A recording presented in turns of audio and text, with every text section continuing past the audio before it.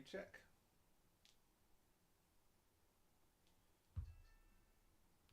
It's like the ads are working, but am I actually live on Twitch? Let me double check.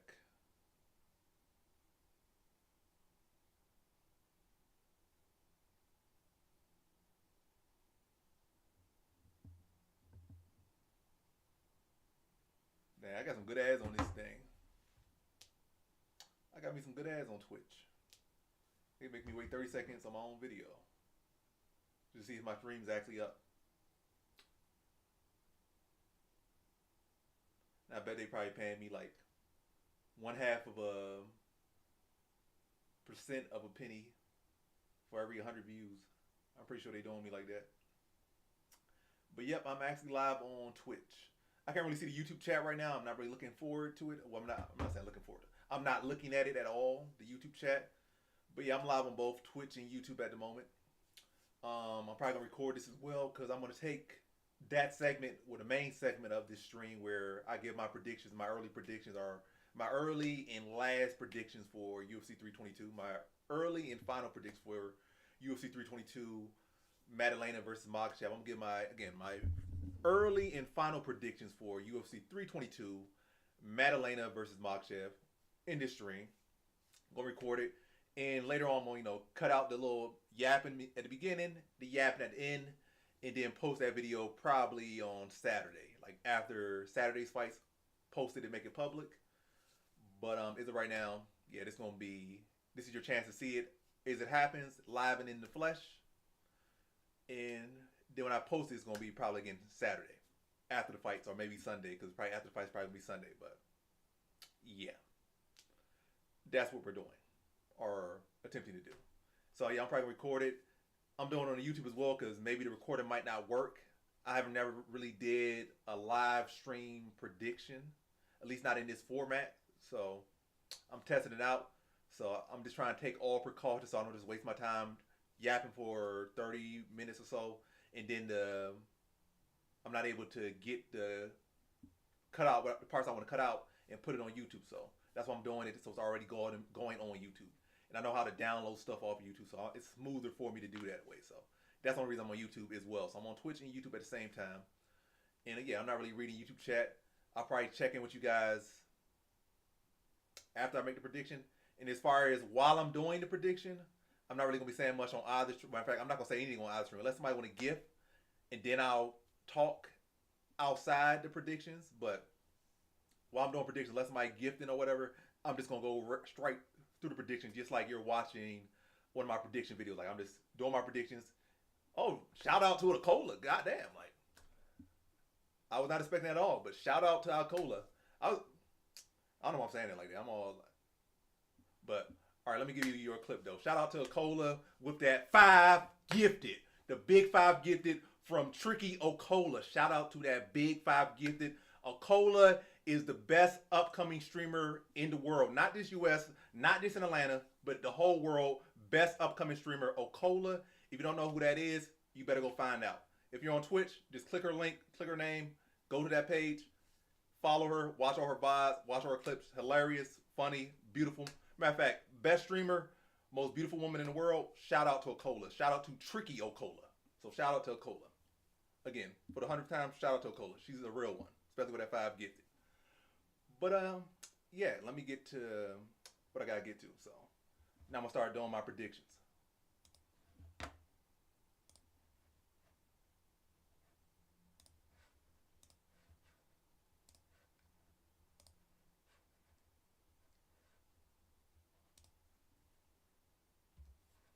Let's see, add source.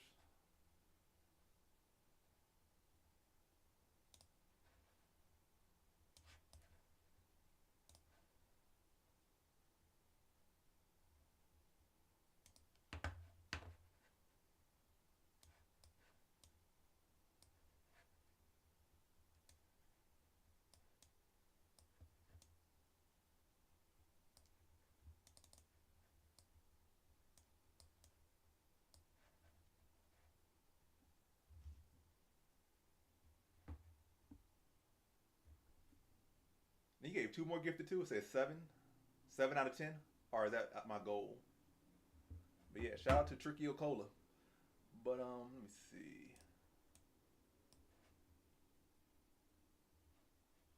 Now, let me see where I'm gonna start with this.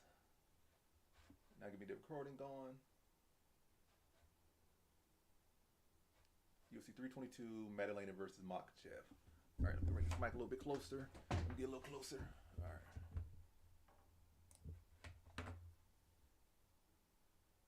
Welcome back to the channel and welcome back to another UFC fight prediction video. In this video, I'll be predicting the full card of fights for UFC 322, Maddalena versus Makhachev. So without further ado, let's get to our first fight on the card. So we got a big pay-per-view card going down in Madison Square Garden, New York City.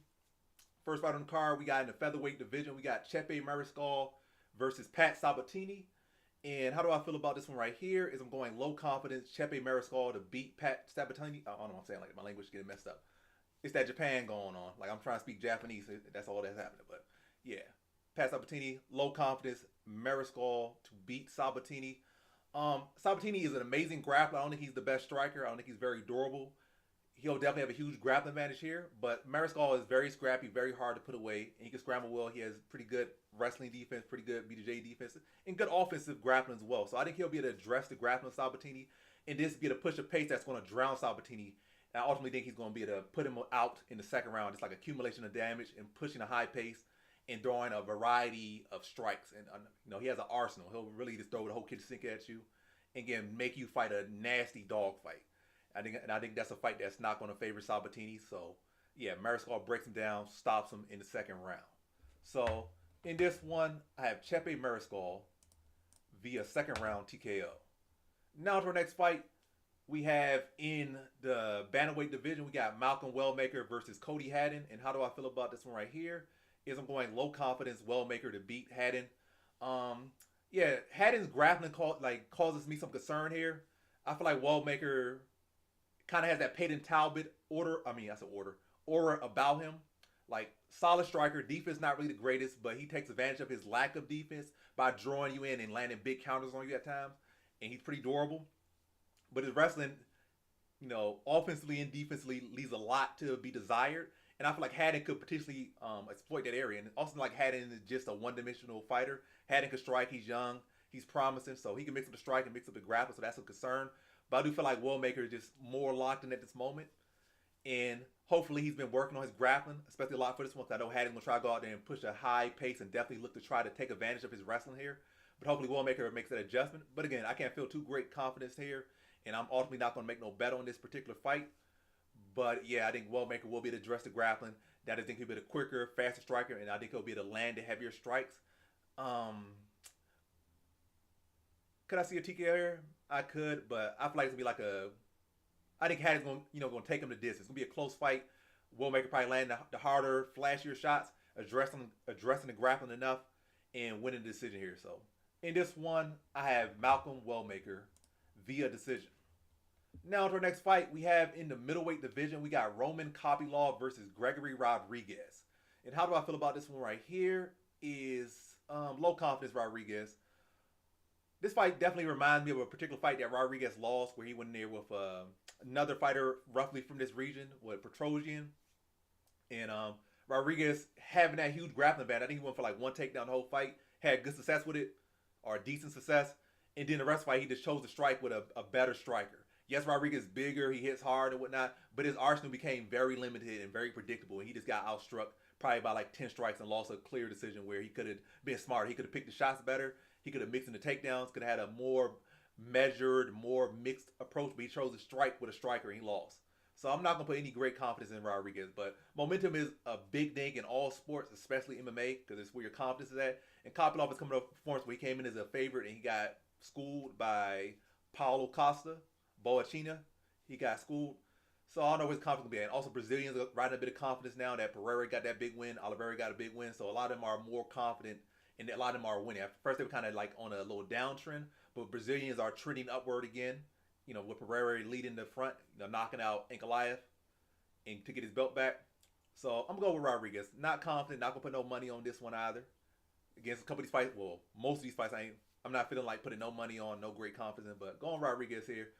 He is the more well-rounded fighter. He does have the better momentum, bigger, stronger. Not as technical of a striker, but hopefully here he looks to mix in the grappling. And another thing for Kopylov, why I would kind of fade Kopylov a bit here as well. It's not like Kopylov is some amazing pace-pushing guy. Like he's gonna start maybe slow and then bring up the pace. And Rodriguez, they both guys are kind of slow in pace over the fight, and it's only 3 rounds. So in 3 rounds, Rodriguez can land the heavy shots without any big concern of fading so much. And against a guy like Kopylov has been a guy that has actually lost in later rounds. I remember his debut. He came out doing well, and he got an eye poke, a couple nut kicks in. Not on himself. He kicked his opponent in the nuts like twice. Got like an eye poke as well. And then his opponent, I think, with one eye pretty much. In the 3rd round, was able to rally, push the volume on him, push the pace, take him down, take his back, and get the rear naked choke. So if anything, Kopylov has been a guy that has fading issues. So both guys have fading issues. So, and I feel like Kopylov, his angle would be, best case would be extending Rodriguez and outworking him. But he's not really a workman either, to be honest. So, yeah, I feel like Rodriguez is going to be able to land the heavier strikes, hopefully mixing the grappling here. But I do see Kopylov going the distance. Competitive fight might even be a split decision, but I got Rodriguez landing the heavier shots and mixing his grappling in to get a decision victory. But, yeah, so in this one, I got Gregory Rodriguez via decision. Now to our next fight, we have in the middleweight division, we got Bo Nickel versus Rodolfo Vieira. And how do I feel about this one right here is I'm going average confidence Bo Nickel to beat Rodolfo Vieira. Yeah. Vieira's kind of up there. Let's check. Let's see. Vieira is 36-year-old. Bo Nickel's 29. So Bo Nickel's about like a year, 2 years, 3 years from his prime. I feel like the prime around middleweight. I feel like middleweight prime is like 32 to 35. Lightweight prime might be like 30 to 33. So I feel like Bo Nickel's still sitting outside his prime, whereas Vieira is like, again, he's past his best days. He's still getting better because he's still very much a newbie in MMA. Like he's a legend in BJJ, but as far as MMA, he's still very much green himself. So it's still some improvement going on there. But I still feel like Bo Nickel has a much higher ceiling. He should be the bigger, younger fighter. He should be able to control his fight, takes place with his wrestling. And I think he'll learn, he'll have learned from his loss to Renier the Ritter and come here to win. But I see this going the distance. I think Bo Nickel's going to respect the grappling of Vieira, respect the power of Vieira, and, just look to land the better shots, not really stand in the pocket, not look to trade too much and give Vieira a chance to clip him or nothing. Then look to keep him honest with the threat of the takedown, whether he's shooting the takedown or whether he's feigning the takedown to set up overhands, and kind of see it as one of those fights. But I do see the fight where Bo Nickel clearly wins. And I even see at points, again, where Bo Nickel will take him down. I don't think Bo Nickel will go out there and try to, out BJJ him, go out and try to submit him or do nothing crazy like that. But maybe play in the guard a little bit, maybe pass to half guard and try to have more of that little anchor position. Or maybe try to get his back and just kind of tight waist him. And again, controlling positions that don't really give the guy on bottom too much opportunity to really have any effective offense off their back. That's what I really see here. So Bo Nickel is fighting a smart fight, learning from his last fight, and getting a much-needed win. But yeah, Vieira's just going to keep him honest. Vieira's power is going to keep him honest, and Vieira's durability is going to keep him honest. But Bo Nickel should be able to definitely dictate this fight, control this fight, or at least lead the dance in this fight and direct the dance in this fight wherever it takes place. On the feet, control where it takes place, like with his wrestling. So defend the takedowns, get the takedowns, land the overhands and stuff. And also, with the controlling the wrestling department of the fight, be able to use the wrestling to set up his strikes and beat Vieira by decision here. So in this one, I got Bo Nickel via decision. Now to the next fight, we have in the middleweight division, we got Gerard Marchart versus Kyle Dawkins. And how do I feel about this one right here is I'll go average confidence Kyle Dawkins to beat Gerard Marchart. It's really just a stylistic thing for me here. I don't feel like Dawkins has ever really had an issue with somebody that's like a grappler or just a veteran necessarily. I feel like where Dawkins has definitely struggled most have been guys that, have had experience, but also were able to physically impose themselves upon him. And I don't feel like Marchart has ever really been this big physical guy. I feel like he's been a good rallier, but he's never really been that big physical presence, in my opinion. So I don't think he's going to be able to just overwhelm Dawkins, especially coming off a knockout loss. If anything, I think Marchart's coming off 2 losses, I believe. Yeah, he's coming off 3 losses. All those losses weren't necessarily bad performances, but he's coming off 3-fight losing streak. Dawkins is like 32, sitting right in his middleweight prime. A well-rounded young guy who's hungry and definitely looking to make this second stint in the UFC his better stint in the UFC. And going over Marchart, who is very chinny and doesn't have the best striking defense. I think he'll be able to address the grappling and really connect the strikes and put Mershard out within the first round. So in this one, I got Cal Dawkins via first round TKO. Now to our next fight, we have in the strawweight division, we got Angela Hill versus Fatima Klein. And how do I feel about this one right here? Is I'm going low confidence Fatima Klein to beat Angela Hill. This is definitely one of these spots where Angela Hill could come out and, use her veteran experience to beat yet another young prospect. But I feel like Angela Hill just looked so flat in her last fight. She really looked her age in her last fight. She looked 40 plus in her last fight. I just feel like her punches didn't have no pop behind them. Her IQ just really wasn't there. Her energy just wasn't really there. And I feel like I saw that in a couple fights. Like, she has those fights where she'll look like she's look old. And she got the next fight, or she's rejuvenated. And I feel like out of her last 3 fights, for like 2 to 3 fights, she just looked kind of flat. And I feel like Fatima Klein will be the taller, longer fighter, younger fighter here. Probably will be able to mix up a little bit better here. But I see this is a close fight. Probably another split decision, but they'll lean Fatima Klein. But close competitive fight. But I think Fatima Klein will be able to use her length, her speed. I think she'll have more pop on her punches. But close fight. But Fatima Klein probably just be able to land the more shots, or maybe be able to land the bigger shots. I feel like Hill's been landing more shots than really the majority of her fights, if anything.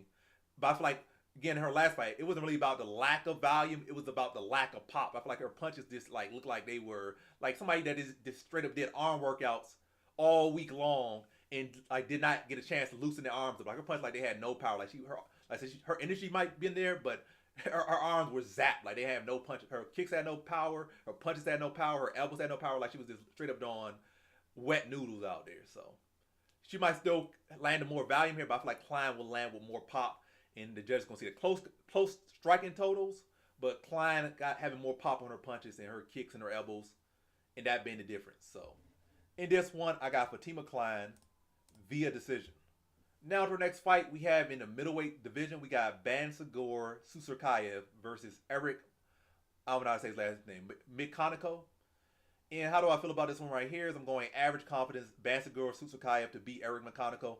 Susarkayev can easily address the grappling of Mikhaniko, and Mikhaniko does not have the best striking defense nor the best durability. I feel like this is a fight where Bansagor Susarkayev can go out there, just have fun essentially. Like, respect his opponent, come out there, train hard, but this should be a fight that should definitely favor him a whole lot, and he really should run through Mikhaniko, and I think he will get him out there in the first round.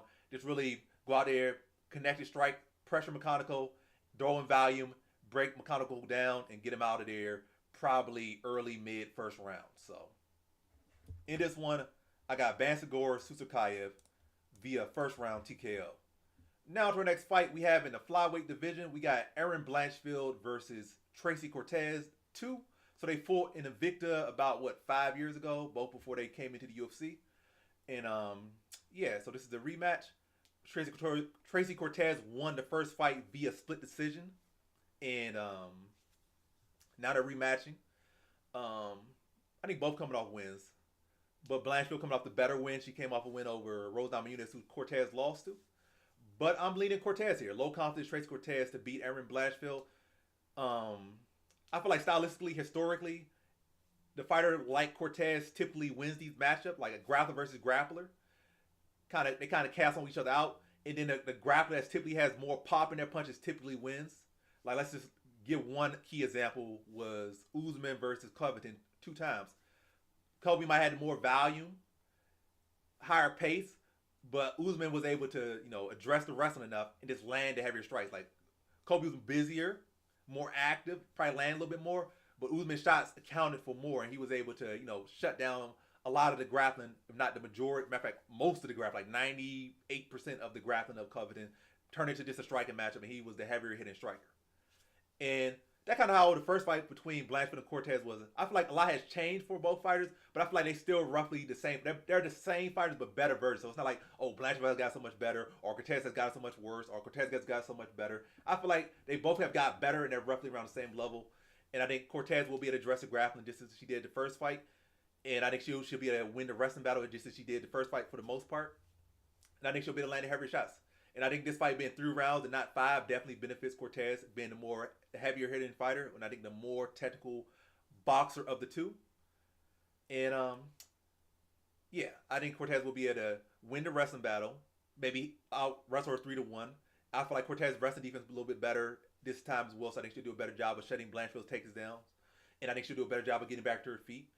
And I think she'll do a better job of getting Blanchfield to the ground and a better job of controlling her. But again, very close, very competitive fight, just as the first fight was. But similar themes. Again, if anything, I'm expecting a slightly better fight from Cortez. So it's not as close as the last one was, but regardless, still expecting a close fight. But Cortez kind of cleaning some things up a little bit from the first fight. But roughly this fight coming down to Cortez controlling the takedowns. Still close competitive, but Cortez probably outlanded her by like 1 or 2 takedowns. Probably having about 5-6 minutes of control time to about 2 minutes of control time, and landing the heavy shots. Blanchfield probably been busier, maybe landed 15 more strikes. But one of these close fights, but the judges favoring the takedowns and landing in the heavier shots from Cortez, and that being the difference in a very close fight. So in this one, I got Tracy Cortez via decision. Now to our next fight, we have in the welterweight division, we got Sean Brady versus Michael Morales. And how do I feel about this one right here? Very tough matchup. I was initially in Sean Brady, but I'm asking to go with the dog, I believe, who is the underdog. I don't know if he is. Odds are subject to change, but I'm believing Michael Morales to be the dog in this fight. And I'm leaning him low confidence to beat Sean Brady. I feel like I just can't really get the taste out of my mouth of Sean Brady getting TKO'd by Bilal Muhammad. And I picked Bilal Muhammad at the time. Not by knockout, but by decision to beat Sean Brady. But yeah, Sean Brady get TKO'd by, of all people, Bilal Muhammad, who has maybe 2 TKOs in his whole UFC career, and you're one of them. It's not a good look. And Morales has some of the biggest power in the division currently. Like, Morales is big, he's young, he hits hard. I could see him addressing the grappling of Brady. I could see Brady being maybe the more clinical striker, but Morales is being bigger, athletic, and a solid striker himself, and be able to find that clean shot and just change the whole course of the fight. I see Brady trying to smother him against the cage, trying to throw a combination, set up the takedowns, having good success. But then Morales defends the takedown, Brady starts to panic, and maybe panic wrestle, runs into a knee, runs to uppercut or something. Or Morales just defends a couple takedowns in sequence, like 2 takedowns, 3 takedowns. And then Sean Brady's, uncomfortable, and then Morales starts to stalk him and puts him away. And I can see that type of fight. So I see a good fight from both guys, but ultimately I feel like Morales will be able to eventually get a read on the takedowns and then start to land his own shots. And I just can't really see Brady dealing well with the power of Morales. I think Morales is too fast, too big, too young, and hits way too hard. And Brady is not the most durable guy. And also I've seen there's been times in Brady's career where we've seen him kind of struggle, especially late. We've seen him fade. I feel like his cardio has gotten better, but his cardio probably looked better because it was like one-way track, like him doing all the work. I don't know if his cardio is going to look as good when he's eating shots or getting rocked, getting dropped on the back foot. Like, everybody can look, not everybody, but a lot of people, especially elite athletes, can look good when it's all going their way. But not a lot of guys can look good and have elite cardio when they're on their back foot, getting stabbed to the body, getting hit to the face. The takedowns aren't going down. And I can see, Brady having a good start, still competitive, but leading. And Morales with one big shot or one stuff of a takedown. And Brady, having to stay on the feet more than he wants to, fight off the back foot more than he wants to. Start to see that cardio deplete and start to see him look a little bit hopeless in the face. And that's what I'm kind of saying in the fight. And I'm going to say like a 3rd round TKO for Michael Morales. Might be 2 rounds in the hole, but in the 3rd round, Brady wearing a little bit of damage, mouth breathing a little bit, backpedaling, and not really having an answer no more, and just trying to survive to the bell. But Morales starts to tee off on him and gets him out of there in the last round. So in this one, I got Michael Morales via 3rd round TKO. And I don't know if I'm talking too fast or whatnot, but it is what it is. Try to slow down a little bit. Sometimes I'll be talking fast, and I don't know if I'm talking fast, so I'm halfway through the video, so I'm going to slow down, slow jam it. But next fight we have in the lightweight division, we got Beneil Dariush versus Benoit Saint-Denis. And how do I feel about this one right here? I'm going low confidence Benoit Saint-Denis to beat Beneil Dariush. And yes, there's some MMA math going on here. Dariush beat Moicano. Saint-Denis got dominated by Moicano. But I don't feel like Dariush has ever really been, as far as against other solid grapplers, I don't feel like Dariush has ever been that guy that just take you down and deal great damage or submit you.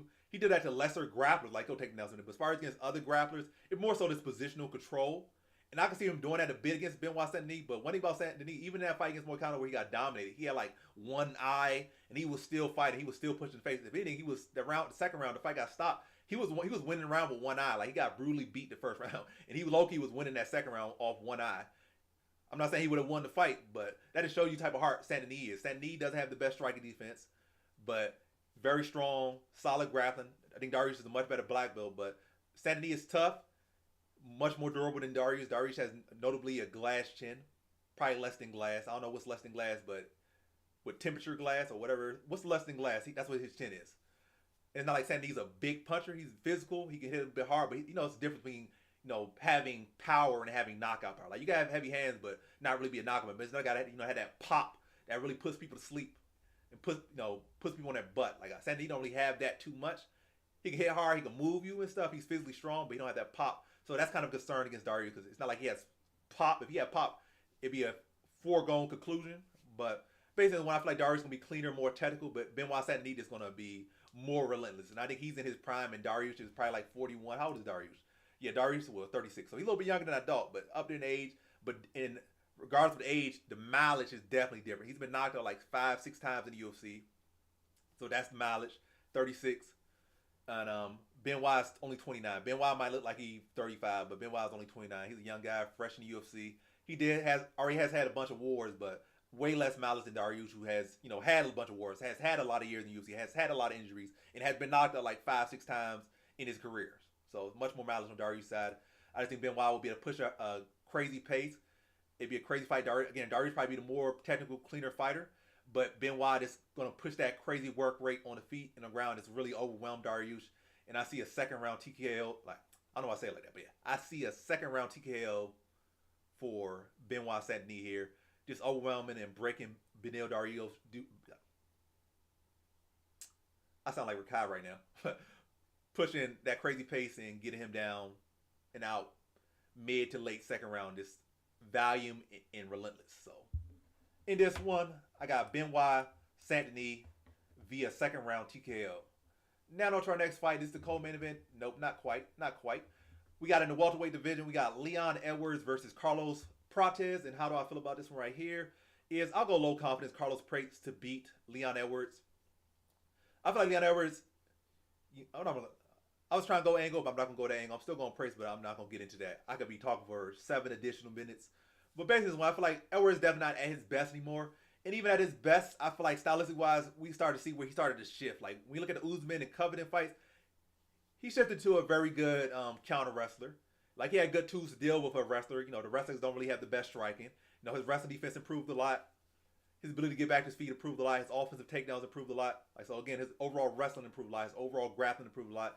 And he had the right tools to deal with a wrestler. Like, he'll chop the leg. Again, wrestlers don't train to defend leg kicks. I mean, they be in MMA for years, but again, they're not going to be as solid at defending leg kicks. They're not going to be as good at taking leg kicks. Whereas a guy like Prates, who has a extensive Muay Thai background, they've been getting kicked in their leg their whole life by guys that can chop trees with their kicks. So Prates ain't going to be too worried about the kicks of Edwards. And it's not going to do too much to deter him. He's going to be applying that forward pressure on Edwards, looking to crack with bigger shots. And I feel like Edwards' striking has deteriorated. I feel like his striking is still solid, but it has definitely deteriorated. So the best thing that Edwards do, like as far as striking, like his kicks are very good. We've been doing recently a lot of his leg kicks, chopping up the legs, especially the lead leg of wrestlers, which isn't really going to be as present against Prates, who's a Muay Thai specialist. So he's going to be able to deal with those kicks pretty well, take them pretty well. Then Edwards, again, his boxing has declined offensively and defensively. His footwork has declined, Edwards, offensively and defensively. And his other best thing is elbows. And I think Prates is going to be prepared to deal with the elbows. If anything, I say the X factor for Edwards will be the grappling. I feel like Prates, after his last fight in his recent training camp, I feel like he'll have prepared for the wrestling. Also, there's not been a 5-round fight. I think that also benefits Prates as well. So basically, I think Prates will be to deal with the best tools of Edwards. Apply the pressure, land a heavier shot. I can see a knockout here, but I'll say decision here. I think Edwards will be busy, been off the back foot, and Prates might have to, throw his own leg kicks and kind of break Edwards down a bit, chopping his legs up, dig into his body to try to land the shots over the top. And I think Edwards will do a good job of rolling with the shots, getting his guard up. But ultimately, I think Prates will probably be able to land the heavier shots, of course, the fight, be the forward pressing fighter. And I still think that's something they respect a lot in MMA. Not just forward pressure, but striking toes relatively even. Prates landing the heavier shots, and he's having ring control or octagon control. They'll favor. Like Edwards might land a little bit more strikes, might get a couple good body kicks in there, good head kick attempt, a couple leg kicks in there, and be a little bit busier, a couple little flurries in there. But Prates landing the big digging shots to the body, his own big leg kicks, maybe catch up some grazing shots that might buckle Edwards at times. The judges going to be more respectable of Prates' forward pressure and his power shots over Edwards' slight more volume here. and should favor him in the decision. So in this one, I have Carlos Prates via decision. Now to our next fight we have in the co-main event in the women's flyweight division for the undisputed UFC Women's Flyweight Championship. We got Valentina Shevchenko, reigning champion, women's flyweight GOAT, Shevchenko versus Weili Zhang, women's strawweight GOAT, coming up to fight for the flyweight belt. Weili Zhang, so Zhang is fighting for Shevchenko's belt. GOAT versus GOAT, 25 GOAT, well 125 GOAT versus 115 GOAT. And I got to go Zhang here, low confidence to beat Shevchenko. I feel like Shevchenko's maybe her defensive grappling always had flaws, but I feel like they have been exposed more in recent fights against the Grasso in both fights, or all three fights, to be honest. And you could say, oh, she could have won all three fights, to be honest, but it definitely got exploited in, I'll say the first. I don't remember it getting exploited so much in the third fight, but the first fight it got exploited. Well, she got finished in the first fight, so you can't say she won all fights. She got submitted in the first fight, but the second and third, you could argue she won both those fights. But it still got exploited in the second fight. Third fight, I don't think it got exploited. If anything, she exploited Grasso's grappling in the third fight. And then in her last fight against Manny Fiora, Fiora was able to control her a lot in that fight. I don't think she got outright takedowns, but she did get a lot of control against the cage.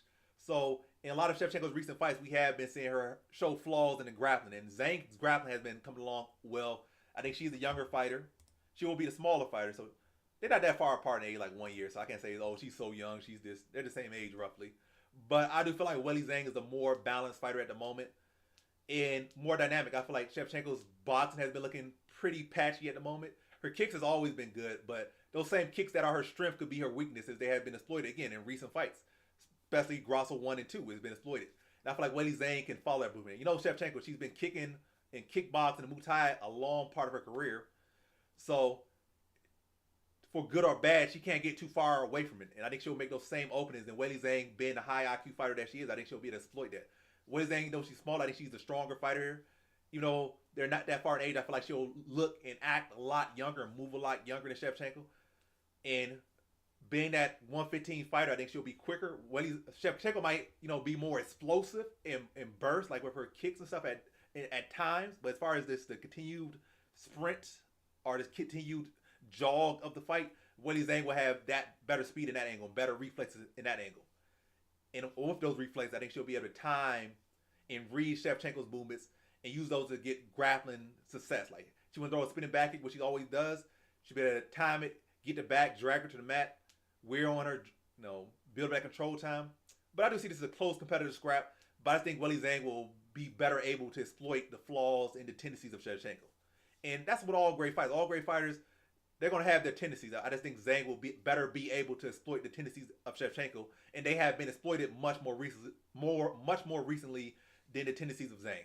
I guess you could say, oh, Shevchenko has trained with Rose Namajunas a lot, and Zhang did get caught by a head kick, and Shevchenko does have amazing head kicks. But I think Weili Zhang will be, very defensively minded, and it's not like Shevchenko's a great leg kicker. I feel like Weili Zhang gonna have more of a high guard at this fight. I'm not to say that she's gonna be out there looking like Tank Davis or nothing, but she's going to be definitely receptive and looking out for the head kicks.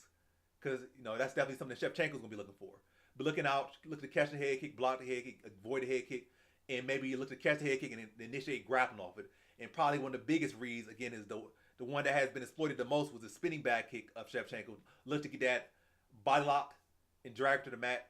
But close competitive scrap, but Zhang ultimately being better able to exploit the tendencies of Shevchenko to edge a very close decision over Shevchenko here. So, in this one, I have Weili Zhang via decision. Now to our main event, we have in the welterweight division for the undisputed welterweight title, we got Jack Maddalena versus Islam Makhachev. So, reigning champion of the welterweight division versus former lightweight champion Islam Makhachev and lightweight GOAT Islam Makhachev, relinquishing his lightweight belt to come up here and chase glory. So, how do I feel about this one right here? This is going to be a bit of a shocker. Going Jack Della Maddalena is the plus, 300 underdog to beat Islam Makhachev. Going the underdog to beat the pound-for-pound number one, Makhachev. Yeah, going Jack Della Maddalena. So, I'm going to kind of be to the point a bit. I feel like this prediction video is kind of dragged out a little bit. But it is what it is. I'm doing something different, so I'm talking a little bit more than I usually do. And also, we did have a couple big fights on this card, so I did talk a lot more, so it's probably going to have been a 40-minute video. But, yeah. Makhachev, I have not really been super impressed with his recent performance. Like Moicano, like, oh, look what he did to this guy. Who is Moicano? It was short notice fight. He took the fight, only fight that he could take in that time. Like, he didn't turn the fight down. He fought Moicano. It's not like he chose to fight Moicano. But I'm not impressed by him beating Moicano. If anything, his striking looked very ugly initially in that fight. Then we got him to the ground. He became himself. But his striking was very ugly initially. He fought the corpse of Poirier and was losing rounds to him and had a rough fight. That's a fight he should have dominated. He had no business taking that fight to the fourth round, being bust up against a 50-year-old, essentially Poirier, based on his mileage. And a guy in Poirier who had been already submitted 2 or 3 times in his career in the UFC and twice prior in title fights. So if Makhachev supposed to be the GOAT lightweight, he should have went out there and just made quick work of him in the first or second. He shouldn't have went to the fourth. He shouldn't have got teed off on as much as he did. Took as much damage as he should. It should not have been a war. But yeah, so I'm not super impressed with his recent performance. Like, great wins, for real. But when you look into me, basically how I seen his performances, I was not super impressed. And even the Volk's second fight, pressed him to do that Volk, but Volk literally hopped off the couch. Not taking away what he did, but I can't be like, oh, you beat the best version of Volk. I can't say that. He can't say that. I can't say that. No one can say that. So that definitely takes a lot of his best win, which is Volk. The Oliveira fight, good. But again, recent performances, like the Poirier fight and the Moicano fight, I can't say I've been impressed, especially not the Poirier fight. And I think Jack Della Maddalena, I think his Bilal Muhammad fight impressed me a lot more. And I think if Maddalena doesn't make the mistakes of trying to grapple with Makhachev so much and more so just be a defensive grappler like he did against Bilal, I think he could have great success against Makhachev. And Makhachev coming to 170, yes, you're going to have more power than you usually have, more strength than you have, more power than you usually have, but you also carry more weight. And Maddalena, with his boxing style and his body work, body shots and attacking the body is a very, very underrated approach to deal with grapplers. Because when you start doing those body shots, you're already there for the underhook.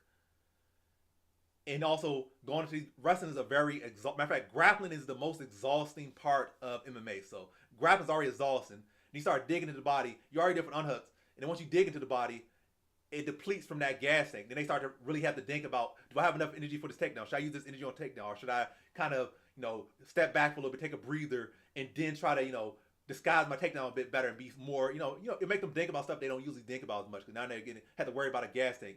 Where in the past, they their cardio is not really an issue. But when we start getting dug into the body, then you really had to go back to damn, now I had to, before I had 20 takedowns in me. Now, every single body shot taking a takedown off me or taking 2 or 5 off me. Came in with 30 takedowns in me.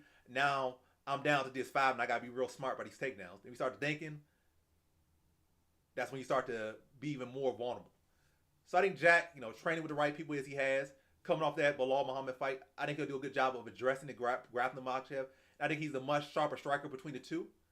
And I think he'll be able to do a good job using that down block to stuff takedowns, looking to put Makhachev on the back foot, which will deplete his wrestling success, and not get too sloppy, not get too aggressive, but stay behind his jab, work his shots, mix his combination in, get his knees, get his elbows, and keep his strikes underneath Makhachev, so Makhachev is not able to get underneath him in the way that he wants to, and then just be the sharper, bigger, better striker. Maddalena is young. I don't think he really even touched his prime yet, and coming off, really, you might not say it's the most flawless performance of his career, but the best performance of his career as far as the level of competition and also addressing the biggest question marks were because in the past, even me, I was questioning his wrestling defense, his ability to deal with a wrestler, and he checked all those boxes off. And yes, Bilal put up a much better fight than a lot of people give him credit for, but ultimately, the best thing about the fight was Maddalena's wrestling defense and his ability to just stuff the takedowns to continue to onslaught and scramble and deal with the takedowns of Bilal Muhammad. But see, this is a good scrap, but I think Maddalena will come in very prepared for Makhachev and be able to break him down. And I see a third round TKO for Jack Della Maddalena. So in this one, I have Jack Della Maddalena via third round TKO. So that concludes my fight predictions for the full card of fights for UFC 322, Della Maddalena versus Makhachev. And as always, thanks for watching. Peace. So there goes the recording. That's the YouTube video. So it roughly ended up being around 40 minutes, a little bit longer. I think my videos as of late have been 28 minutes, 32. So that's probably it's not even probably. That is the longest prediction video probably the whole year for me. I know in the past I did some hour videos in 2024, 2023, but I definitely don't like those videos being as long as that was. But yeah, it is what it is. But let me see what I'm doing. Save that. Predictions are in it on Tapology. I don't know what I'm saying, like tapioca, tapology. Predictions are entered. And now I guess I'll probably so the stream already been going for 40 minutes. I might push it to an hour. And now it's time to just yap, clip farm.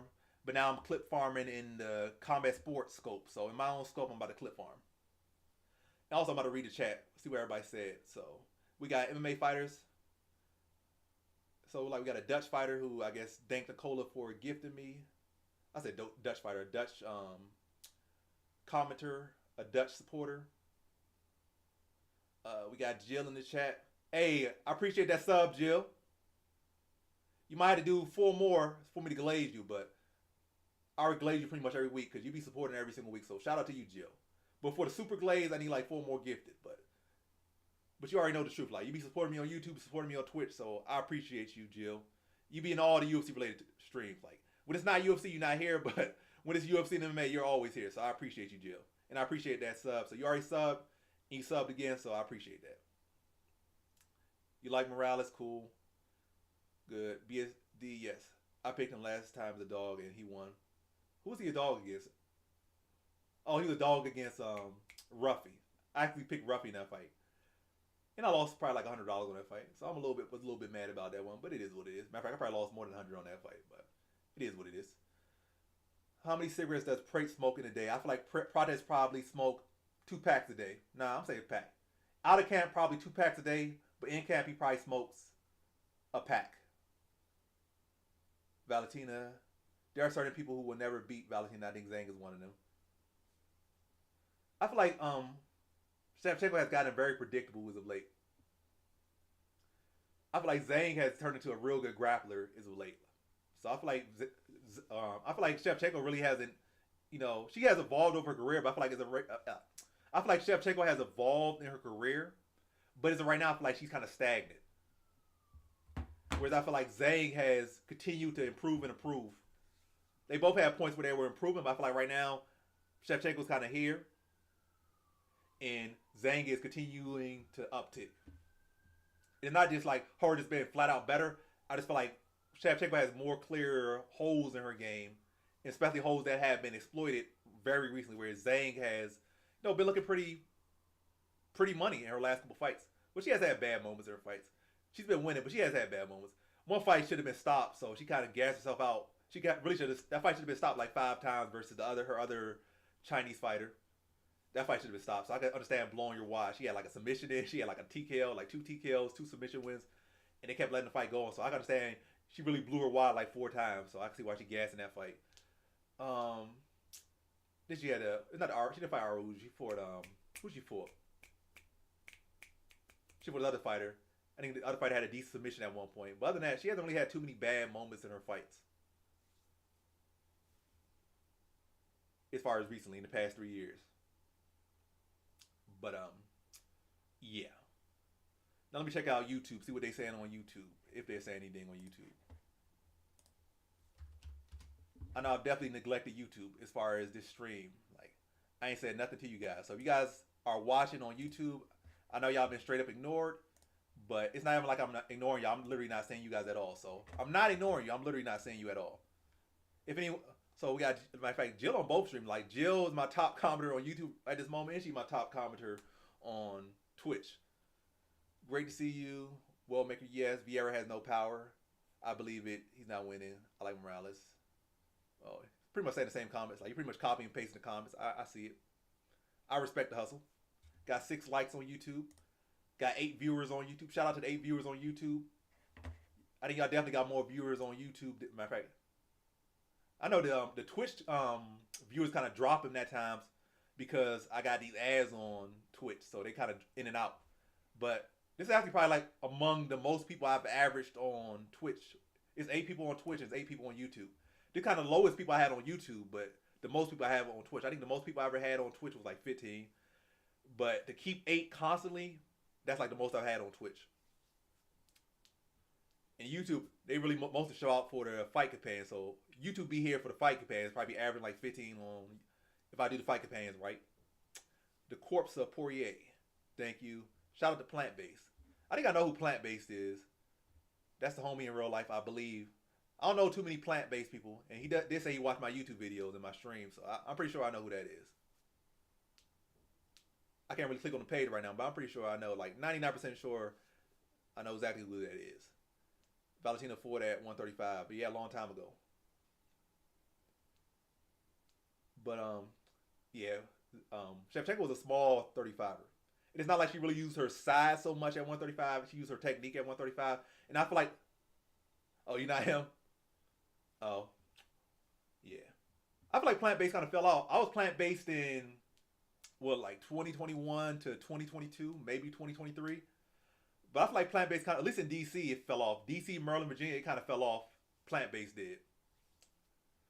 Because like a lot of the restaurants that I was going to when I was vegan, going out of business. Like this Plant Burger, well, not Plant Burger, it's like this other place. Bubby's went out of business. Mush went out of business. Like all the places like I used to go for vegan food, or at least vegan junk food, aren't there anymore. A lot of them jumping around places and stuff. I probably done seen like 20 vegan places go out of business. Oh, that's dope. So you strong. You almost 10. Matter of fact, yeah, you're about to be 10 years vegan. But shout out to you. But yeah, vegan was cool though. Only thing about it, I feel like I did it in the right way, but I didn't do it in the rightest way as far as my protein. That's my biggest issue. Like I feel like my protein suffered greatly as a vegan. That was my biggest issue with vegan. Like it was an issue at the time. Like so I was healthy, I was in good shape. I maybe a little bit malnourished. A little bit malnourished. I think I was probably walking around 190. But also I wasn't really in the gym during the pandemic, so I lost a lot of weight during the pandemic because of veganism and because of not really being in the gym. But yeah, my protein, as far as based off for my size and what I do, I probably again should have had a much higher protein intake. Maybe I should have got like a plant based protein powder or something. That would help me a lot. But yeah, my protein was terrible doing it. I probably was averaging like 5 grams of protein a day. Like so I was still strong, but not nearly as strong as I am when I'm having my protein. And even right now, I'm not nearly as strong as I should because I'm still not really lifting weights like I used to. Like I was close to bench pressing 400 pounds like before the pandemic.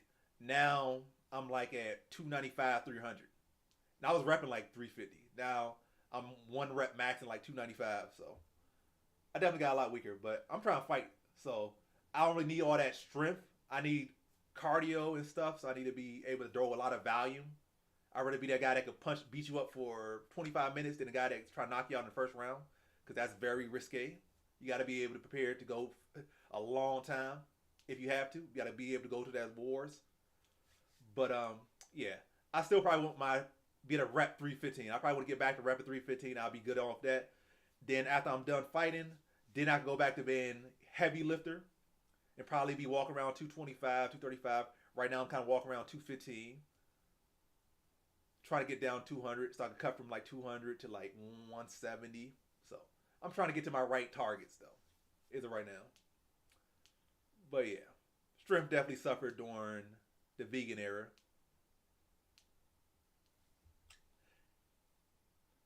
But yeah, but the thing is, peanut butter in loaves ain't really that healthy for you. I know you can get organic peanut butter, but it still has a lot of calories. Even organic peanut butter be like 100 calories per tablespoon, per 2 tablespoons or 4 tablespoons. So you get a big piece of peanut butter, big wad of peanut butter. You still getting a lot of calories in that. Lentils are cool, but you probably got to eat like a whole bag of lentils just to get 5 grams of protein. Mushrooms, I think they said, I don't know. I don't think mushrooms really carry too much. Avocados are, I think, good protein. But again, you gotta eat so much of it to get the same protein you get from just like a piece of steak or a piece of chicken or a non-vegan protein shake. So right now I got this protein shake. It's non-vegan. It get like 100 calories and it gives me 25 grams of protein.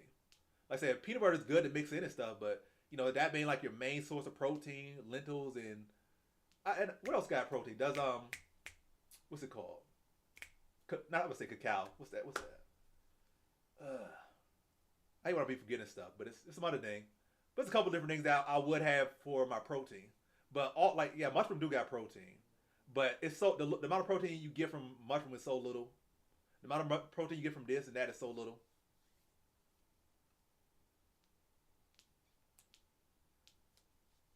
But prisoners just don't be eating vegan. And also, how much of that is show muscle and how much of that like real strength? I feel like plant based is good for kind of having like that good strength like within yourself. But as far as like really having that person to person like with yourself, like being able to lift yourself and balance yourself and do all that type of stuff. I'm getting the exact word for it or the exact umbrella of that. So mastering oneself. But I feel like a lot of those guys that be vegan, like they might be looking big and they might have puffy muscles, but they don't really be the strongest.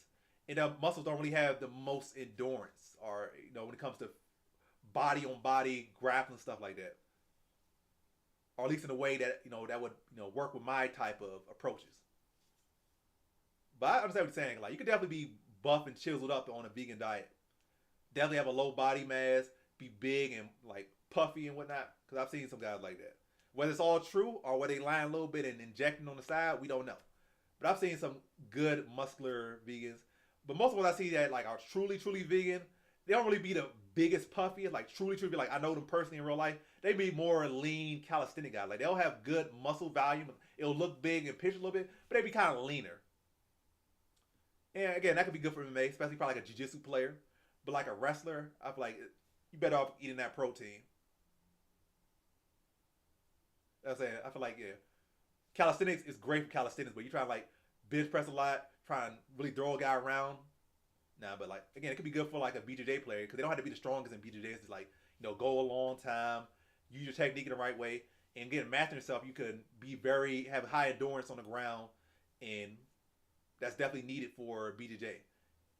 That mind over matter, being able to maneuver your body for long periods of time, and yeah, good for that. But yeah, you exactly like my friend. Like I'm say, you got the same name as my friend, and he does the same thing you like. He got a calisthenics page. Vegan. He's been vegan for like 5 years. Like, he hasn't been vegan as long as you have, but I think he's been vegan for like the past 5 years, and plant based. And he does calisthenics like a personal trainer.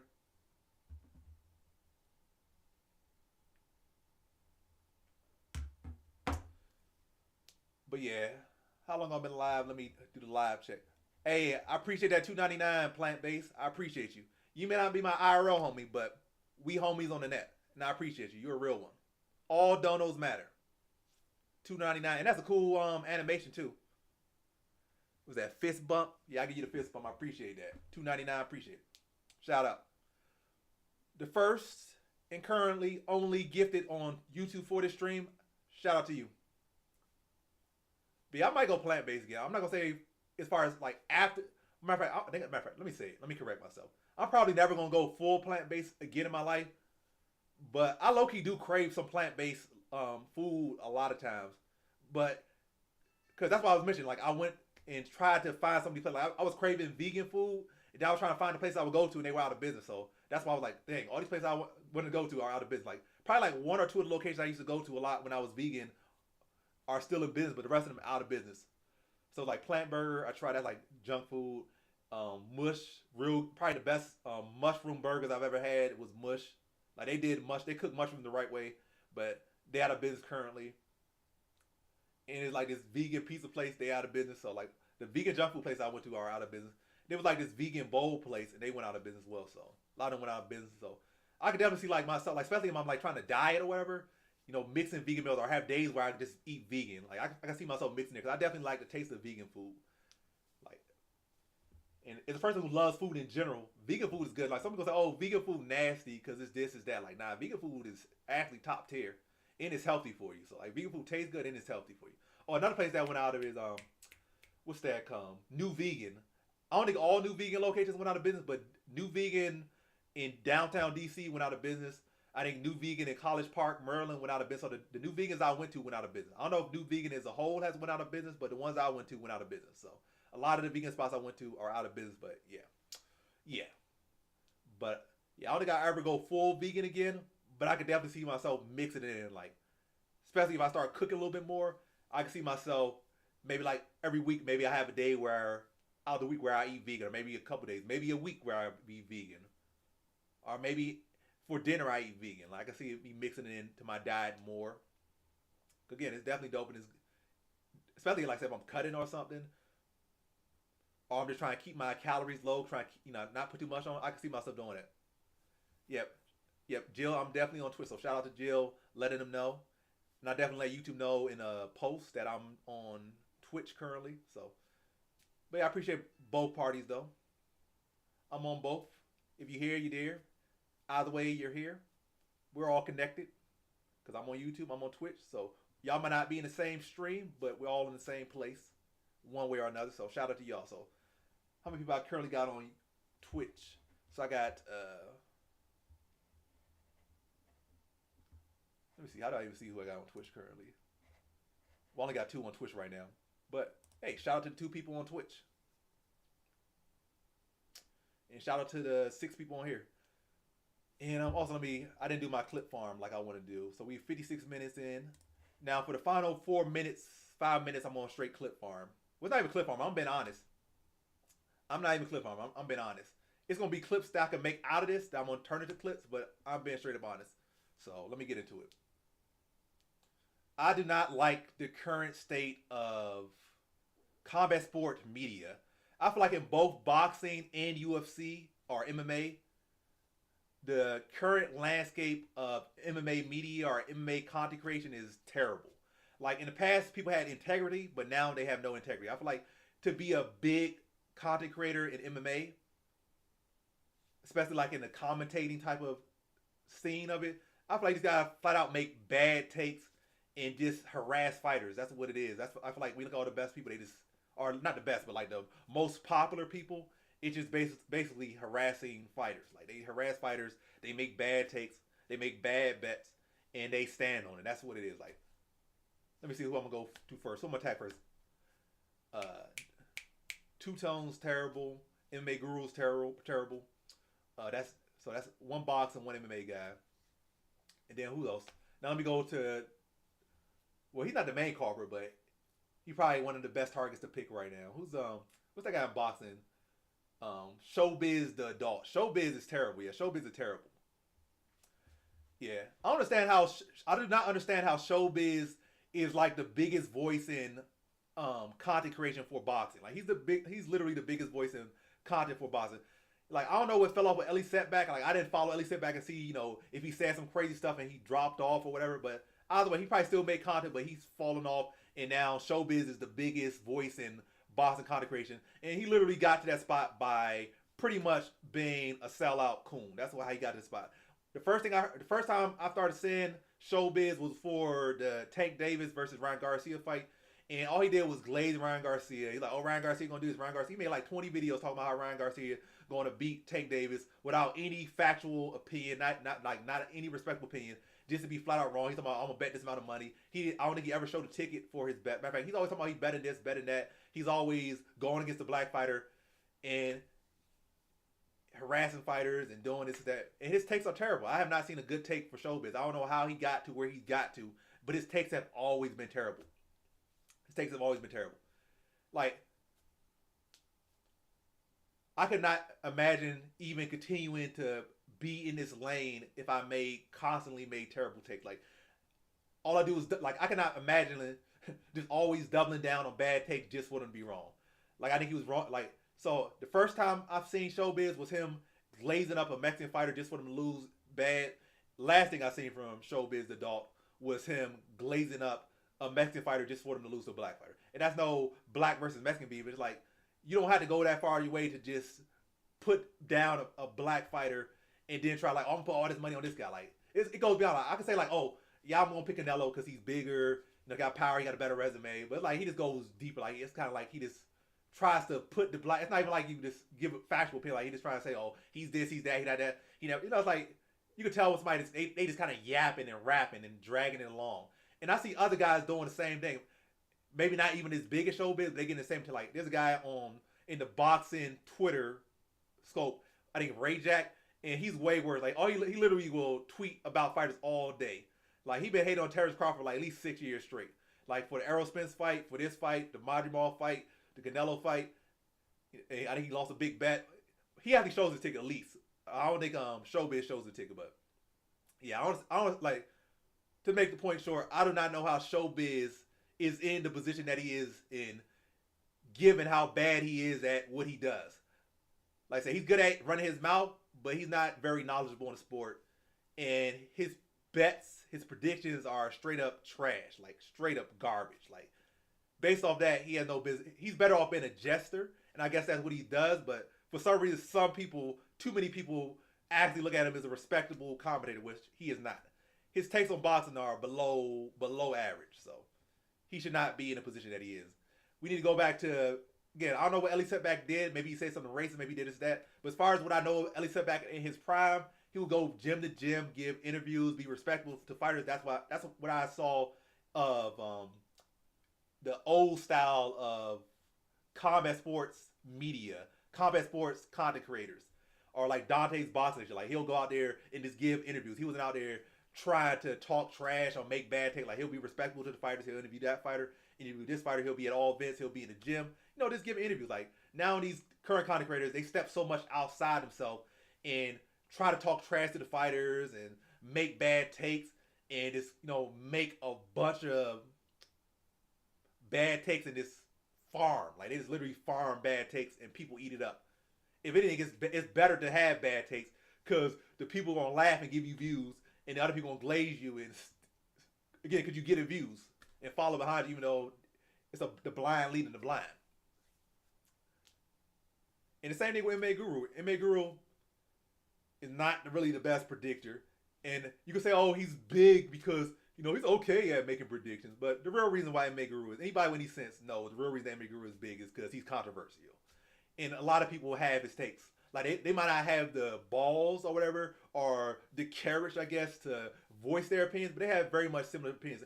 And a lot of what MMA Guru is big for is, again, making bad takes, having these bad reactions, saying a lot of low-key racist stuff or high-key racist stuff. And again, he has a lot of people that think the same way he thinks, and they'll get behind him. And you got a lot of people that don't really have a backbone and can see him saying these things, and they'll get behind him because he has a big following. But he's blown up because he says the stuff that a lot of the MMA community don't want to say, and he's like their voice. He's their face. They see him. They see themselves in him. They see a fat desktop warrior that thinks the same way they think and looks the way they look, so they're gonna get behind him. But his takes are pretty terrible on, and yeah.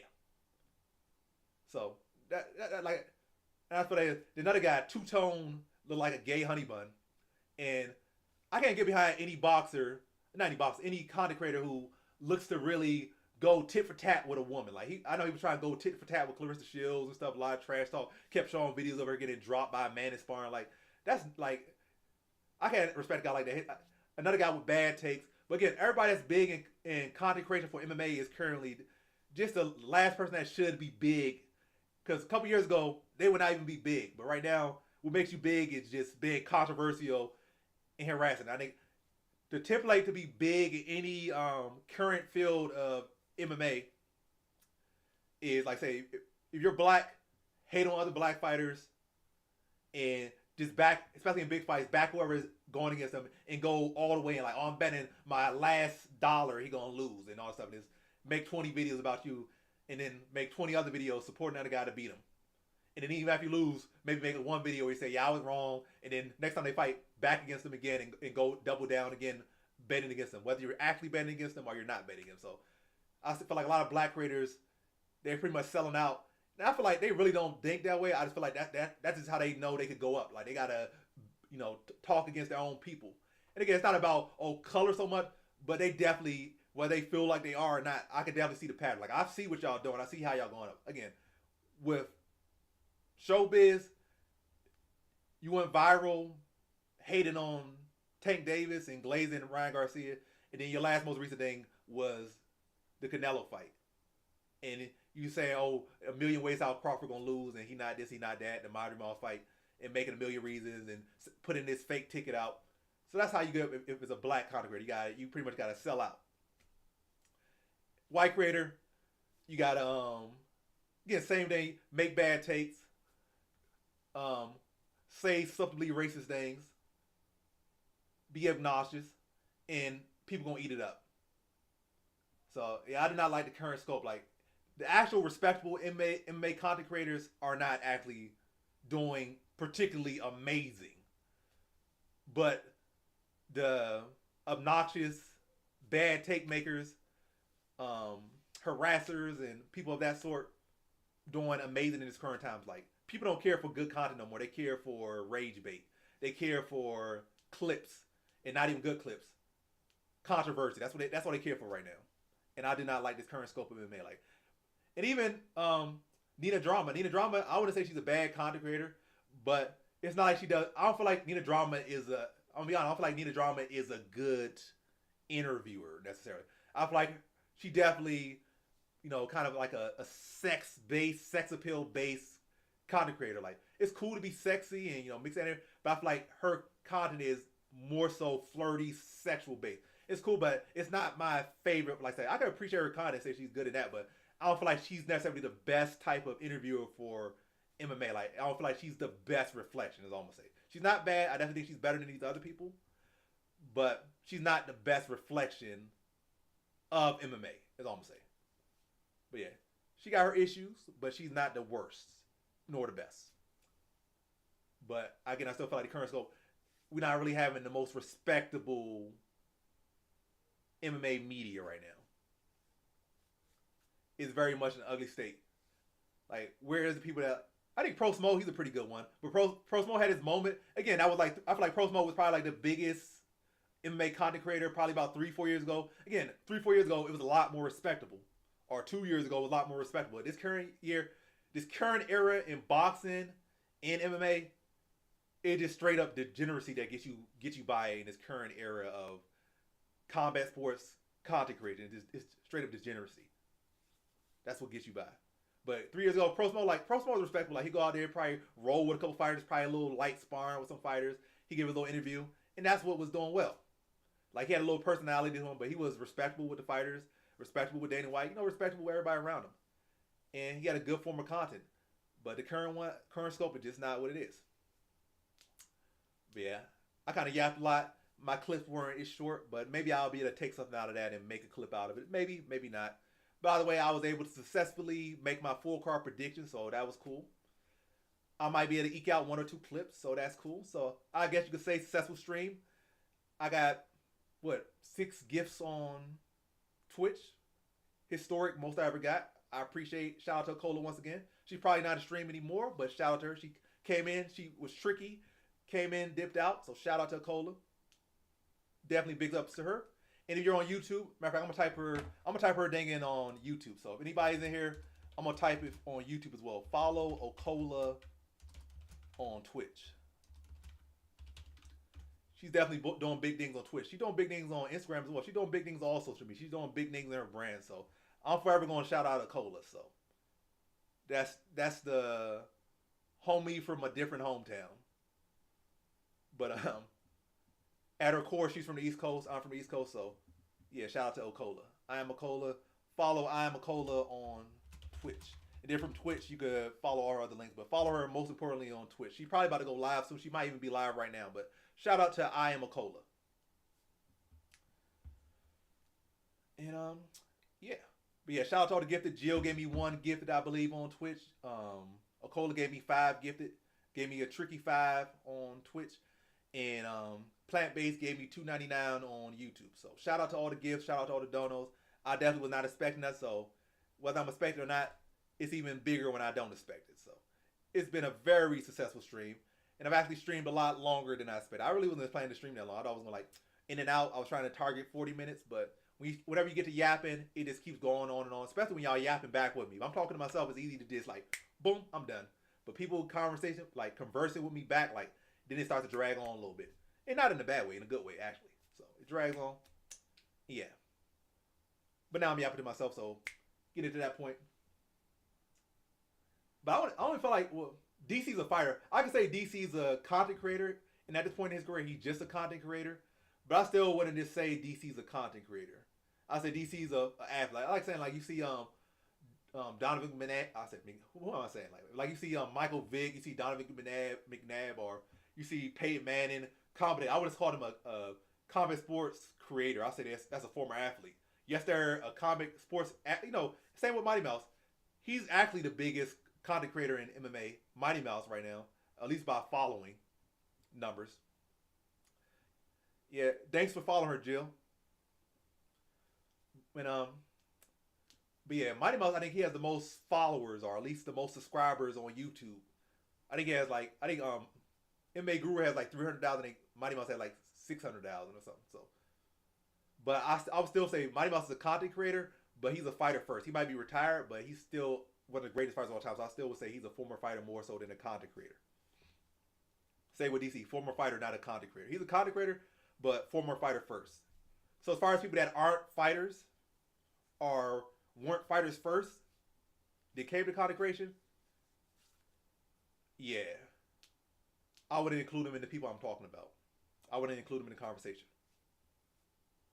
Who else? Ariel Helwani was a good. Ariel Helwani was and is a great voice in MMA. Like I said, he definitely been annoying, and he definitely pissed a lot of fighters off. But at least, yeah. But at the very least, I feel like Ariel Helwani didn't really step over to. Well, he has been stepping over a little bit. Ariel Helwani has been feeling himself. Ariel Helwani has been feeling himself. I'd say in the past, Ariel Helwani was a little bit more of a doormat. He'd be annoying, but he was a doormat. He was back down for fighters. But now Ariel Helwani, he been famous for a long time. He probably made a lot of money, got a lot of views, got a lot of status. And now Ariel Helwani has been puffing his chest out a lot more. So Ariel Helwani has definitely kind of downtreated. Like at first, like I said, he was that little push around guy. He just interview you, let him slap you and stuff. I mean, let you slap him and stuff. Now he low-key turned into a keyboard warrior. So he feeling himself now. But he's still, I still say he's still in the realm of a respectable MMA personality, MMA content creator, journalist, reporter, whatever you want to put him in, like whatever field you want to put him in. As far as MMA content creation, he's still in the respectable lane. He's definitely fell down a lot because again, he started to puff his chest out a lot. I started seeing him like, oh, no, he really started to be mouthy a lot more. He really started to yap his gum a lot. He always has before, but he's very much a lot more public with it than he used to be. Like in fact, he probably would kind of say it underneath his breath a little bit, kind of put it on the side, but now he's putting it full on his Twitter. Like he's, Twitter conversation on his little podcast, flat out going at fighters on his podcast. Like he's definitely a lot more vocal. And what's that other guy? That gray beard guy, I forget his name. He's still a respectable. It's a couple guys, but I feel like the people that are getting the most eyes are definitely the douchebags. So it's still the douchebags getting more. Like Ariel Helwani's big, but he's more so like he's tenured. Like he's big, he got status, but it's not like he's really catching your eye anymore, or he's not really getting pushed as much. What's getting pushed right now is the douchebags. So he might be bigger, he might have more status, he had that legacy, but what's getting pushed right now, what's hot right now is being a douchebag.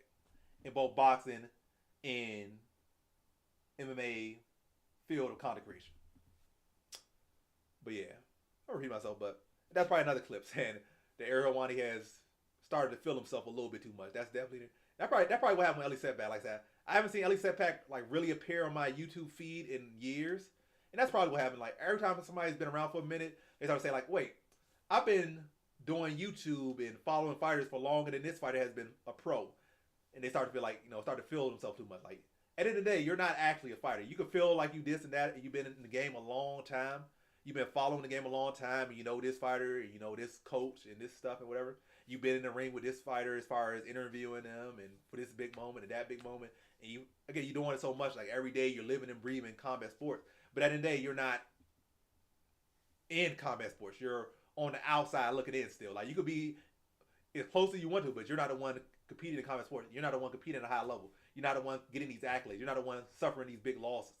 And these media people got to remember that. Like you can say a little bit of stuff, especially if a fighter tries to repress you. You can get pressed them back a little bit. But if you're the one kind of being the aggressor and being the mouthy one and kind of putting fighters down so much and making it your thing, like I even have times where I say some bad things about fighters, but some people literally make it a thing. Like the whole personality is to continue to constantly attack the same fighter 20 straight things, like so many different ways. Like I might do one video here and there every blue moon, one video like that maybe, but I attack with good reason. A lot of people just literally just witch hunt is the best way I can say it, and make the whole personality putting fighters down. And I had moments where I kind of make a little jokes probably years ago, but I shifted, like I said, yeah, I'm not going to do that as much anymore. Like, so I still do it sometimes, but definitely not to that degree. Like, there's levels to it, and you got to manage it. But yeah, these guys being content creators, like, I feel like that's probably what happened with Ellie Setback. I didn't see the Ellie Setback decline. I see the Erica Hawani starting to, ego starting to grow over the years. But Luke Thomas, I see his ego. I see some people with egos like y'all can break down fights as well as you want, or be around as much as you want, be respected as much as you want. But unless you're a fighter, you gotta respect that difference. Y'all in two different lanes. Your lane is to watch, analyze and stuff, and their job is to go out there and fight. And you make your living off them in a way. So just keep it respectful. These people at the end of the day risking their life and health, chasing glory, while you just sit on the couch and just judge them. So you gotta constantly respect, or at least stay grounded. Like, you kind of leave that stoop a little bit, but you gotta, like, at the end of the day, come back and, like, give that respect always. Same way, and even in the NBA, I feel like a lot of NBA pages do nothing but hate on fighters. And a lot, another big part of toxicness in combat sports and sports in general, matter of fact, in all sports, and anything you can bet on, is betting. Like, betting is definitely another thing that's making all sports really toxic, is betting. Anything that you can bet on, it makes whatever you're betting on much more toxic. Like, people will lose a slip, and then they start to harass fighters and start calling them trash. They follow them into the DMs and be harassing them, threatening their lives and doing crazy stuff.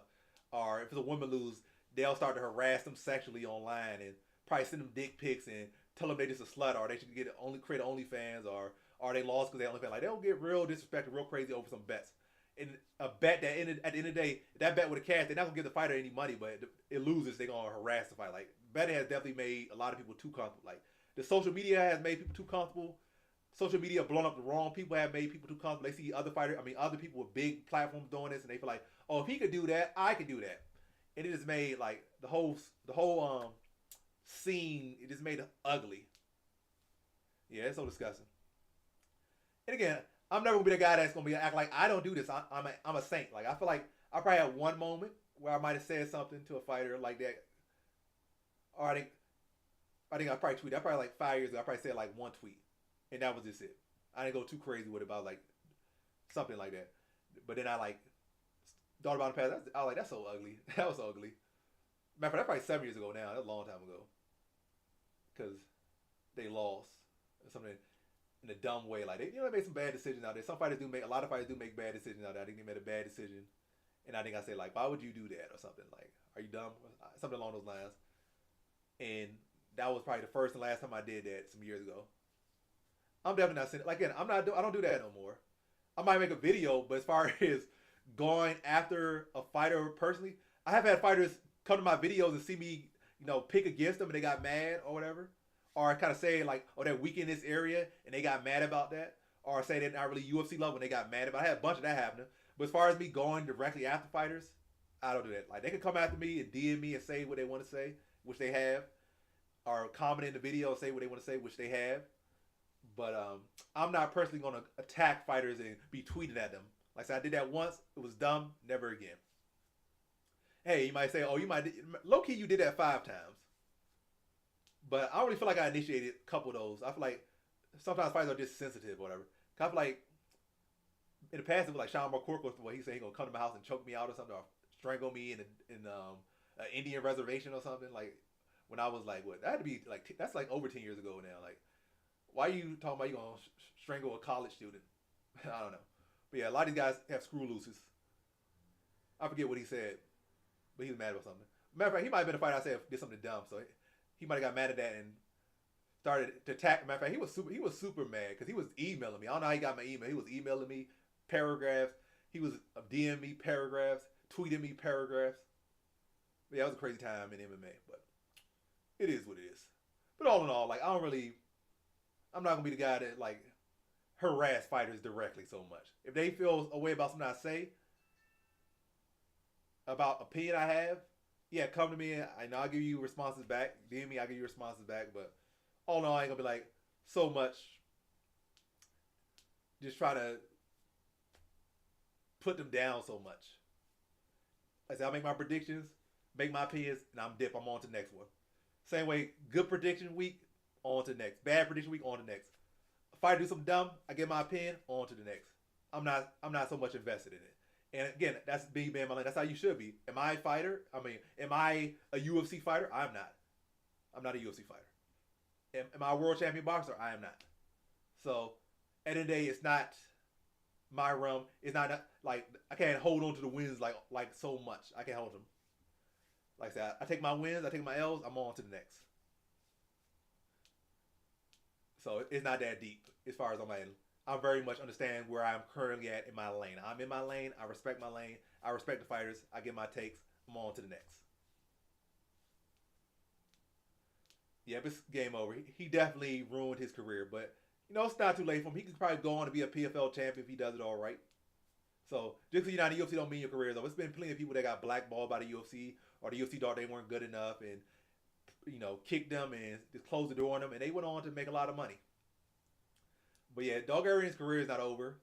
He's definitely going to earn his respect back, but yeah, he can go on the PFL, hope to win a belt there, maybe get a call back from the UFC, or maybe become a star somewhere else. Maybe be a star in Risen, maybe be a star in PFL.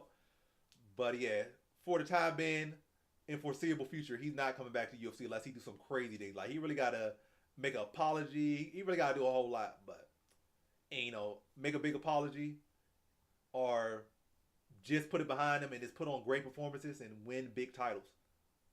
And then, he probably get back in the UFC. But, yeah, it's definitely a hard road ahead. Because that fight definitely did not look good. It definitely looked very staged.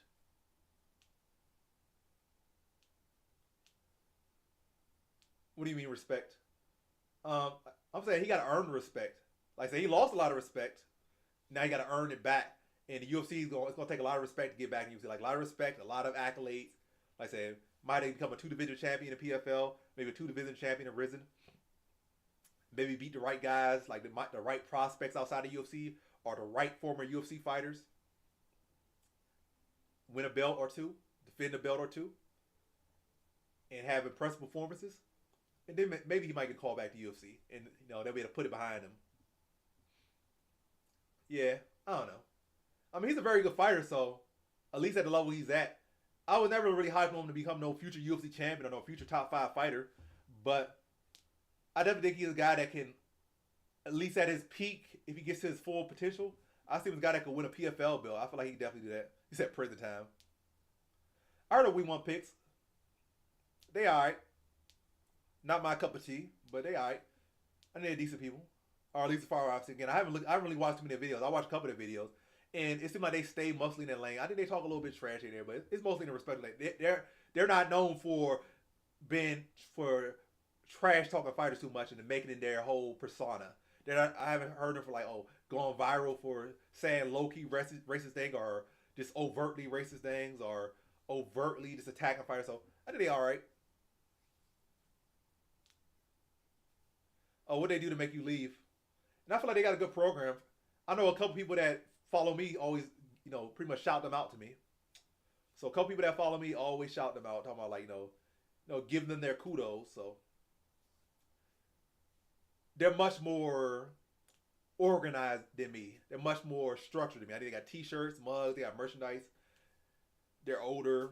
They can lab better. They got better quality. I'm not saying they have better predictions. I think my predictions are better, and that's not opinion. I know my predictions are better, but their production is much better, better value. Their betting, pretty much the whole layout is much more professional than me.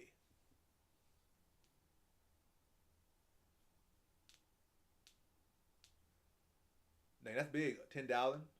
I would love to win 10,000 off somebody's picks. That'd be nice. But yeah, they're not bad though. Like everybody make bad takes. I make plenty of bad takes. So, but it's different when you make a bad take and you just sticking that's like you just pooping in your pants and you just being happy. Like some people again like the people I mentioned like MMA Guru and what's his face MMA Guru and Showbiz Adult. They'll poop on themselves and matter of fact they'll dance in their own poop. Like they'll live comfortably in their own shit. So it's a difference. It's definitely a big difference. So yeah, I think they're definitely a respectable platform. And there has definitely been a lot of respectable ones. But again, we want to pay. They got a lot of followers or subscribers. They got like $40, $50. They got a good number of people. So you still see the people that are roughly respectable and organized and clean and kind of out the way, at least as far as controversy. They're not as big as people that run their mouth and say crazy things. But they alright. I'll say they're respectable. And again, there's a lot of respectable people in the game.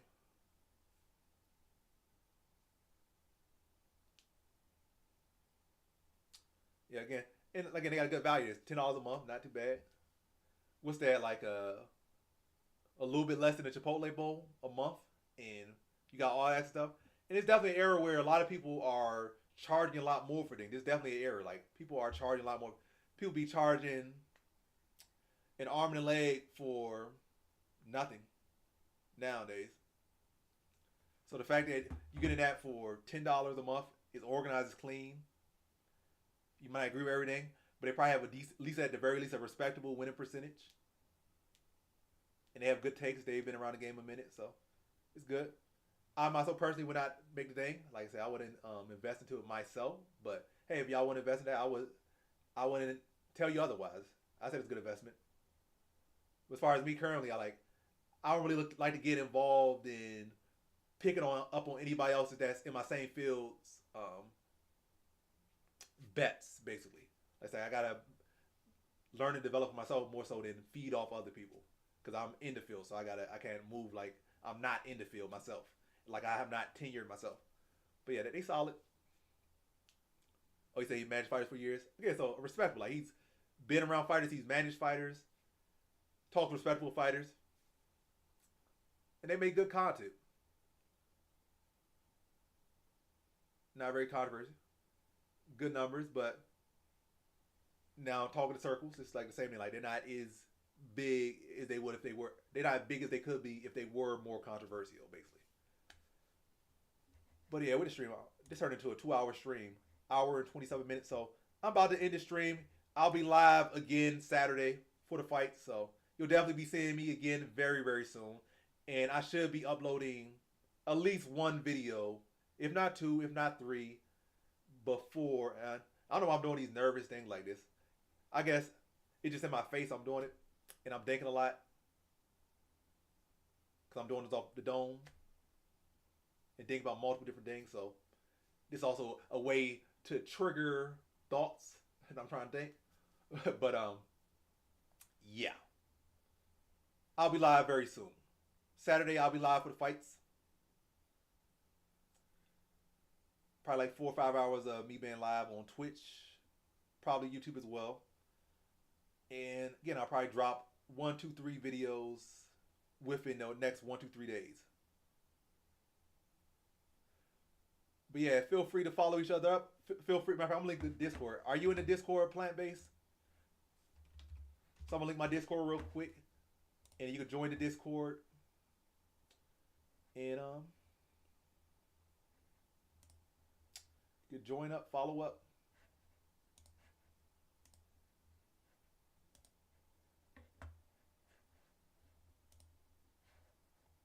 Get that link.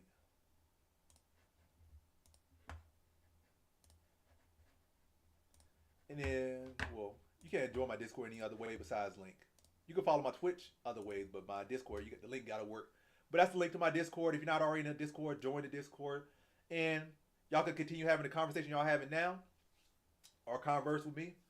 I feel like the people in my Discord got a little bit spoiled. Like they talk to me, in the Discord. They talk to me in the DM. So they don't feel is obliged to talk because they already had pretty much every conversation they want with me. And they converse with me when they want to converse with me. Like when they feel like talking about something, they talk about something. But other than that, they let the chat just be dead. So everybody in the chat has already been spoiled. So I would love to have, some fresher faces in there that, down to converse, down to debate. I miss having debates in the chat. Like I haven't had debates in there in a long time. Like nobody wants to debate with me no more. Nobody wants to converse anymore. They rather just send memes on TikTok and Instagram and Twitter than actually have conversation. Like we're definitely in the backpack kid, iPad kid era. Like people don't have real conversations no more. Like even though y'all at one point had the capacity to have conversations and debates, like somehow we have de-evolved as humans. So we just send each other TikToks and don't even have full-on conversations anymore. But But yeah, I would love to have people that have not had the chance to de-evolve and come into Discord and have real conversation. Like, I don't have to be the one to always spark the conversation. So come to Discord, converse, and I'll be there pretty much. I might be hours too late. I might see when you first do it, but I will respond. If you give a conversation, you give me a question, I will respond. It might be on time, but it will be in a timely manner. So I won't always be on time, but it will be in a timely manner. Because I do be in that Discord. I do check. Again, I'm not in there 24/7 because most of the time there's really not much going on. So I'm just in and out. Check, boom, nothing happened. Nothing happened. Nothing happened. Oh, somebody finally said something. I'm like a day late. I'm 2 days late. But yeah, more people in there. I also got a debate channel, so you could drop your debates, or you could say, oh, why is this fighter's leg lock the best, or why is this fighter this, or did this happen, or did this happen, or is this the best fighter, or did he duck this guy, did this guy duck this guy? Give your debates, and we can have respectable conversation. We are all adults at the end of the day, I'm pretty sure. My audience is very much people roughly my age or older or a little bit younger. Might have a little bit of young people, but my average is probably like 25 to 35. That's where my demographic is. So we're not kids. We're not in the kiddie section. We are all full-grown adults for the most part. And I got like one young guy in the Discord, probably like 21. He's very young and he acts the part. But other than that, everybody else in Discord, like roughly my age. I feel like most of y'all like older as far as the people in the Discord. So we could have adult conversations. It don't have to just be memes and laugh. We can actually have conversations about MMA, talk about bets, not just when the fight, the day of the fight, but like before the fight, leading up to the fight. Have more fun. It's definitely more fun the more people participate. But yeah, Jill, and also you my mod on Twitch, Jill. So my only mod. You only haven't done no modding yet. But as far as Discord, you're not a mod or nothing on Discord. But you got any polls or you just want to help the Discord out? It don't always have to be me dropping a poll. You go on there, whether you use images or just use words. Go to the debate channel. Come up with debates, or you could be like, oh, I think this guy is winning because of this. Like I think Benoit is winning because of this. What you guys think? Or Benoit's grappling is better because of this. Or who do you think has the better grappling? I think, start a debate. And spark conversations. Add everyone. And then I'll hop in the debate. Maybe do something. We mostly have the same predictions mostly. We might differ on like 3 fights a card. And before the card even happens, we could be debating in the Discord about some of the fights that we're going to debate on when the fight's happening and be differential or like have different opinions on when the fight actually happens. But yeah, I'm down. I'm definitely down to have the Discord lit up again like it was years ago. Because right now it's very much dead. I need some life. I need some grown folk conversation. And y'all can definitely help. But yeah, that's been a stream. It's been an hour and 32 minutes. So a little more than I wanted. But it is what it is. Actually a lot more than I wanted. But it is what it is. Shout out to everyone that was in the stream. And that's the stream. Catch y'all next time. Catch y'all Saturday. If y'all tuning in. And peace out. Once again, I'm going to glaze you guys again. Shout out to Jill with the dono. Shout out to I'm Akola. Again, follow her on all her social media. She's Akola on everything. Very unique name. Very beautiful woman. Very successful. And very supportive. We both supportive of each other. So shout out to Akola. I was not expecting that 5 gifted. So shout out to her once again. Shout out to Plant Based for the dono, the $3.99. All these donos are big. Especially with YouTube paying me peanuts for the most part. So I appreciate that. I don't do content creation so much. I only pay very many bills. It might pay a little bit of what's called the car insurance. So as far as the content creation, like betting, pay a little bit more. But as far as the getting paid to do the content creation, again, very low. So all these donos, all the support, tune in. Matter of fact, whether you donate or not, if you sticking in here with me, that's even big. Because that is saying like you really mess with me. Because at the end of the day, I'm not like I'm doing nothing particularly amazing. I'm just running my mouth. So the fact that you guys are down to hear me run my mouth and stick with me and laugh and enjoy my time, and I enjoy y'all time, it's all big. But yeah, for the final and last and final time, this is in the stream. Catch you guys Saturday. Peace out.